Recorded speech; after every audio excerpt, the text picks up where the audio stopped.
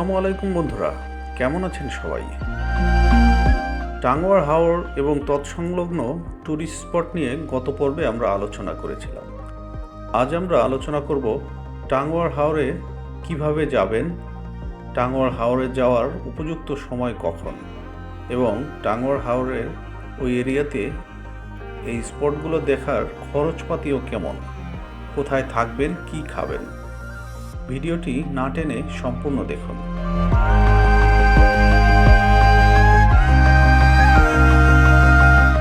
টাঙ্গুয়ার হাওর সুনামগঞ্জ জেলার প্রায় 100 বর্গ কিলোমিটার এরিয়া জুড়ে বিস্তৃত।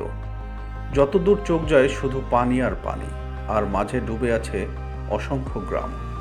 বর্ষায় যেন সেখানে এক বাড়ি থেকে অন্য বাড়িতে যাতায়াতের বাহন নৌকা। হাওরের এক প্রান্তে মেঘালয়ের পাহাড়, সেখান থেকে নেমে আসা ছোট বড় 30টি ঝর্ণাধারা আর দিগন্ত জোড়া নীল আকাশ। 7,000 একরের এই টাঙ্গুয়ার হাওর আয়তনে বর্ষায় বেড়ে হয় 3 গুণ। বাংলাদেশের যত দর্শনীয় স্থান আছে, একই রকম জায়গা দক্ষিণ এশিয়ার অন্য কোথাও না কোথাও আছে, কিন্তু টাঙ্গুয়ার হাওরের মতো বৈচিত্র্যময় স্থান আর কোথাও নেই। তাই একজন বিদেশি পর্যটক বাংলাদেশের দর্শনীয় স্থানের নাম জানতে চাইলে তাকে টাঙ্গুয়ার হাওরের নাম সাজেস্ট করার কথা ভুলবেন না, কারণ টাঙ্গুয়ার হাওরেই একমাত্র বিশাল জলরাশি, সাথে সুউচ্চ পাহাড়ের নয়নাভিরাম সৌন্দর্য এবং আকাশের নীল যে সৌন্দর্য তার প্রতিফলন দেখা যায়। সাথে প্রকৃতি থেকে বেঁচে ওঠা হাজারো ধরনের মাছ এবং জলজ জীবন আমরা প্রদক্ষিণ করি। এছাড়াও নিস্তব্ধতার যে একটি ভাষা রয়েছে, সেটা আমরা এই হাওর থেকে খুঁজে পাই। পুরো হাওরই নিস্তব্ধতাই বড় শক্তি।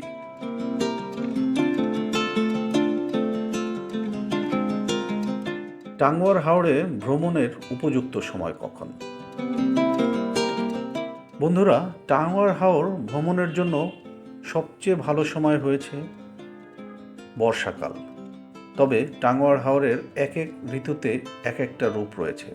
শীতকালে যেমন পুরো টাঙ্গুয়ার হাওরই থাকে সবুজ ঘাসে এবং সবুজ ফসলে বিস্তৃত।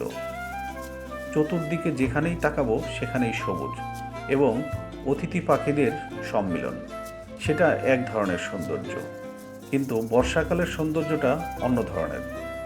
বর্ষাকালে যানবাহনের তেমন সমস্যা না থাকার কারণে এখন বাণিজ্যিকভাবেই হাউস বোটগুলো এখানে সার্ভিস দিয়ে যাচ্ছে। বাণিজ্যিকভাবে যে হাউস বোটগুলো তৈরি হয়েছে সেগুলোর দামও বেশি নয়। এক একজনের জন্য অল্প খরচেই একটি ট্যুরিস্ট স্পট হিসেবে তারা ঘুরিয়ে দেখায়। মেঘালয় থেকে নেমে আসা পাহাড়ি ঢলে পুরো হাওর তখন কানায় কানায় ভরে ওঠে। পাশাপাশি দুই বাড়িতে বিয়েও হয় নৌকায়। এক কথায় বলা চলে, জুলাই থেকে অক্টোবর পর্যন্ত টাঙ্গুয়ার হাওরে ভ্রমণের উপযুক্ত সময়। তবে পাখিপ্রেমীরা শীতকালেও টাঙ্গুয়ার হাওর ভ্রমণ করেন। টাঙ্গুয়ার হাওরের দর্শনীয় স্থানগুলো। টাঙ্গুয়ার হাওরে আসলে কি কি দেখবেন? প্রকৃতিপ্রেমীদের কাছে পুরো হাওরটাই দর্শনীয়।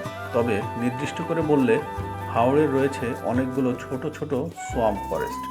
এছাড়া নীলাদ্রি লেক, লাকমাছড়া, বারিককাটিলা, শিমুল বাগান, ওয়াচ টাওয়ার, জাদুকাটা নদী উল্লেখযোগ্য। হাওরের সূর্যাস্ত আপনার স্মৃতিতে অনেক দিন বেঁচে থাকবে। চাঁদনি রাতে গেলে মাতাল জ্যোৎস্না এবং বাউলা বাতাস আপনাকে মাতাল করে দেবে। হাওরের সৌন্দর্য সত্যি বলে বোঝানোর মতো নয়। কেউ যদি এক রাত হাওরে না থাকে, সে বাংলাদেশের সৌন্দর্যই উপভোগ করেনি।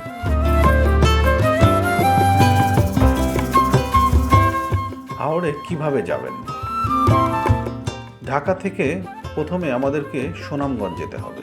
ঢাকার সায়দাবাদ, মহাখালী বা ফকরিয়াপুল থেকে প্রতিদিন অনেক বাস সুনামগঞ্জের উদ্দেশ্যে ছাড়ে। এর মধ্যে রয়েছে মামুন পরিবহন, এনা পরিবহন, শ্যামলী পরিবহন, যাদের বাস ভাড়া 550 থেকে 600 টাকা। যেতে সময় লাগবে প্রায় 6 ঘন্টার মতো। সুনামগঞ্জ থেকে তারপরে আমরা টাঙ্গুয়ার হাওরে যাব। সেটা সুরমা নদীর ব্রিজের উপর থেকে টাঙ্গুয়ার হাওর যাওয়ার জন্য সিএনজি, লেগুনা বা বাইক পাওয়া যায়।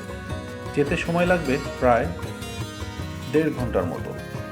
সুনামগঞ্জের সুরমা ব্রিজের নিচ থেকেও নৌকাতে যাওয়া যায়। হাউসবোটগুলো ইদানিং সুনামগঞ্জ থেকেই নিয়ে যায়।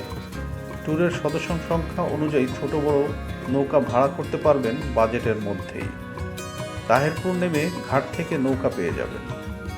তবে সবচেয়ে ভালো নৌকাগুলো পেতে আগে থেকে ফোন করে বুকিং করে আসলে। এছাড়া সিলেট থেকেও সুনামগঞ্জে যাওয়া যায়। সিলেটের কুমারগাঁও বাস স্ট্যান্ড থেকে সুনামগঞ্জ যেতে পারবেন। সিলেট থেকে সুনামগঞ্জের ভাড়া 100 টাকা। যেতে সময় লাগে 2 ঘন্টার মতো। রাতে কোথায় থাকবেন? রাতে থাকার জন্য টাঙ্গুয়ার হাওরে ভালো কোনো হোটেলের ব্যবস্থা নেই। তবে হাওর বিলাস নামে একটি কটেজ রয়েছে হাওরের মাঝখানে।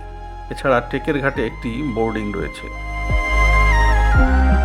সাধারণত হাওর ভ্রমণে রাতে সবাই নৌকাতেই ঘুমায়। এখনকার যে হাউস বোটগুলো রয়েছে সেগুলোর মান খুবই উন্নত মানের। উঁচু কমোড এবং নৌকার ভিতরের যে ডেকোরেশন সত্যি মনোমুগ্ধকর। প্রতিটি নৌকাই বাণিজ্যিকভাবে তৈরি। সেগুলো ঢাকার বা উচ্চবিত্ত মধ্যবিত্ত যে কোনো ফ্যামিলির ছেলেমেয়েরাই গিয়ে থাকতে পারবেন। এখানে সমস্ত ধরনেরই আধুনিক সুযোগ সুবিধা রয়েছে নৌকার ভেতরেই। এমনকি জেনারেটরও রয়েছে নৌকাতে আলো সরবরাহের জন্য। যারা রাতে ঘুমানোর সময় প্রাইভেসি পছন্দ করেন তারা মাঝিকে বলে হোটেলের ব্যবস্থা করে নিতে পারবেন। টাঙ্গুয়ার হাওরের নৌকা ভাড়া কেমন?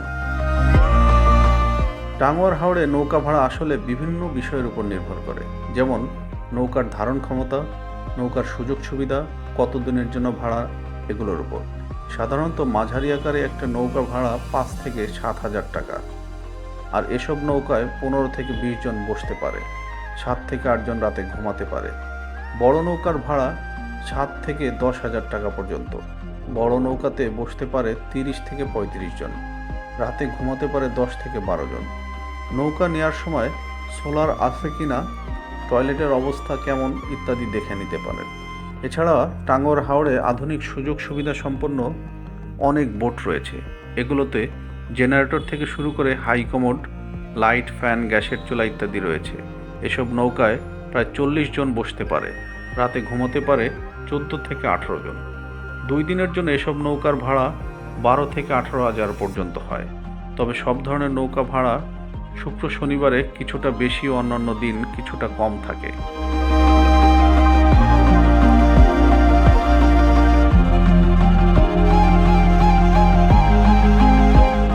বর্তমানে আধুনিক সুযোগ সুবিধা সম্পন্ন কিছু নৌকার নাম আপনাদেরকে জানিয়ে দিচ্ছি।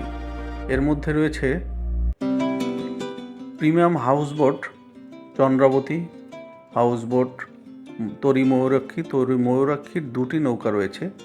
এছাড়া রয়েছে তরি সিন্দাবাদ, পালকি, এ ধরনের আরও অনেক নৌকা রয়েছে। প্রায় 50 থেকে 100টি প্রিমিয়াম হাউসবোট এখন টাঙ্গুয়ার হাওরে চলে।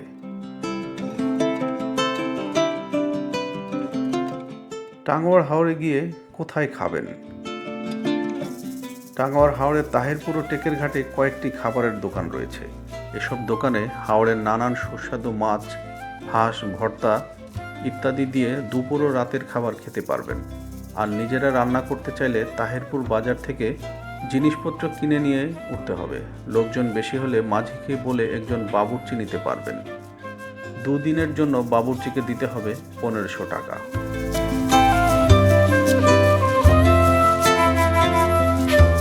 টাঙ্গুয়ার হাওরের ট্যুর প্ল্যান কেমন হয়? টাঙ্গুয়ার হাওরে যেতে হলে রাতের বাসে ঢাকার যে কোনো প্রান্ত থেকে প্রথমে সুনামগঞ্জ চলে আসতে হবে। ভোরের মধ্যে সুনামগঞ্জ পৌঁছে এরপর সুনামগঞ্জের সুরমা ব্রিজ থেকে সিএনজি বা লেগুনা বাইক ধরে রওনা করে তাহেরপুরের উদ্দেশ্য। সুনামগঞ্জ থেকে তাহেরপুর যেতে 1.5 ঘন্টা সময় লাগবে।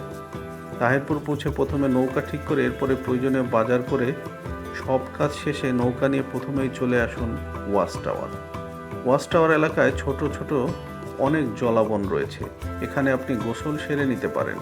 সাঁতার না জানলে লাইফ জ্যাকেট ছাড়া হাওরে নামবেন না। এর মধ্যেই দুপুরের খাবারের আয়োজন করে ফেলুন। গোসল শেষে হাওড় দিয়ে চলে যান টেকের ঘাট। টেকের ঘাট পৌঁছাতে বিকেল হবে। সেদিনের জন্য নৌকা ওখানেই বাঁধা থাকবে। টেকের ঘাট হচ্ছে সীমান্ত ঘেঁষা গ্রাম। নৌকা থেকে নেমে পায়ে হেঁটে ঘুরে আসুন লাকমাছড়া। ঘাট থেকে লাকমাছড়া হেঁটে যেতে 20 মিনিটের মতো সময় লাগবে। স্থানীয় যে কাউকে বললে পথ দেখিয়ে দেবে। আর সন্ধ্যাটা কাটিয়ে দিন চুনাপাথরের লেক নীলাদ্রির মনোরম পরিবেশে। পরদিন সকালের খাবারের পর চলে যাবেন জাদুকাটা নদী, বারিককাটিলা ও শিমুল বাগানের উদ্দেশ্যে। এই 3টে স্পটে আপনি লোকাল বাইক ভাড়া নিয়ে যেতে পারেন, 150 টাকা নিয়ে জনপ্রতি। আর নৌকায় যেতে চাইলে নৌকা ভাড়া নেওয়ার সময়ই মাঝিকে বলতে হবে, না হলে পরে বাড়তি ভাড়া দাবি করতে পারে। এই স্থানগুলো ঘুরতে বিকেল হয়ে যাবে। এরপর তাহিরপুর হয়ে বা টেকের ঘাট থেকে সরাসরি সুনামগঞ্জ চলে আসুন। তারপর রাতের বাসের গন্তব্যে ফিরে যান। 2 দিন 1 রাতের প্ল্যান এভাবে সাজালে আপনাদের সব দিকেই লাভ হবে এবং আপনাদের সময় অপচয় হবে না। টাঙ্গুয়ার হাওর ভ্রমণে খরচ কেমন? ঢাকা থেকে সুনামগঞ্জের বাস ভাড়া আসা যাওয়া 1100 টাকা। সুনামগঞ্জ থেকে তাহিরপুর সিএনজি বা বাইক ভাড়া যাওয়া আসা 200 থেকে 400 টাকা জনপ্রতি। নৌকা ভাড়া 5000 থেকে 15,000 টাকা। এটা আপনার দলের সদস্যদের মধ্যে ভাগ হবে। খাবার খরচ প্রতিবেলা 100 থেকে 150 টাকা। দলে কম মানুষ হলে নিজেরা রান্না করে খেলে একটু বেশি খরচ হবে। এগুলোই মূল খরচ। এর বাইরে টুকটাক 100 টাকা জনপ্রতি খরচ হতে পারে। এছাড়াও যদি আপনারা প্রিমিয়াম হাউসবোট নেন, সেখানে জনপ্রতি 7 থেকে 10,000 টাকার মতো পড়বে। তবে সেখানে সদস্য সংখ্যা 12 থেকে 18 জনের মধ্যে হতে হবে। তাহলে আপনাদের হাউসবোটের পরিবেশটা ভালো লাগবে এবং আপনারা থেকেও আনন্দ পাবেন।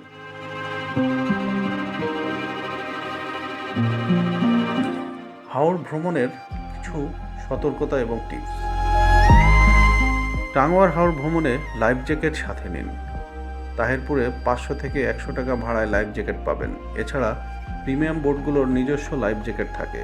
সাঁতার না জানলে লাইফ জ্যাকেট ছাড়া অল্প পানিতেও নামবেন না। ভ্রমণের সময় টিম সাইজ যত বড় হবে খরচ তত কম হবে। দলের সদস্য সংখ্যা একেবারে কম হলে কোনো ট্যুর গ্রুপের সাথে ভ্রমণ করতে পারেন।